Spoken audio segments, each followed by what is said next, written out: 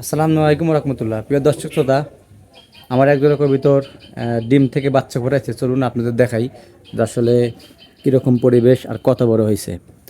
তো পরবর্তী ভিডিওতে আপনাদের দেখাবো যে আমার আসলে মোট কয় জোড়া বাচ্চা আর কি ডিম পারছে কবিতর, সেটাই আপনাদের দেখাবো পরবর্তীতে ভিডিও।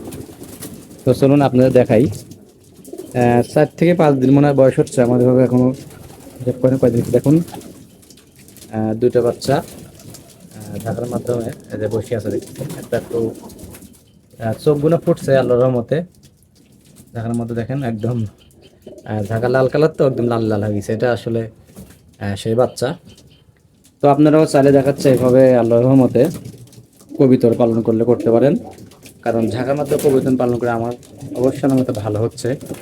ঢাকার মাধ্যমে কবিতর পালন করলে আলো বাতাসটা ভালো লাগে, আর আবহাওয়ার মধ্যে আপনার হচ্ছে কবিতার গুণ ভালো থাকে। তো আপনারা চাইলে এভাবে কবিতা পালন করবেন। ভিডিও কোন ভালো লাগলে অবশ্যই আপনারা পেজটা ফলো করবেন।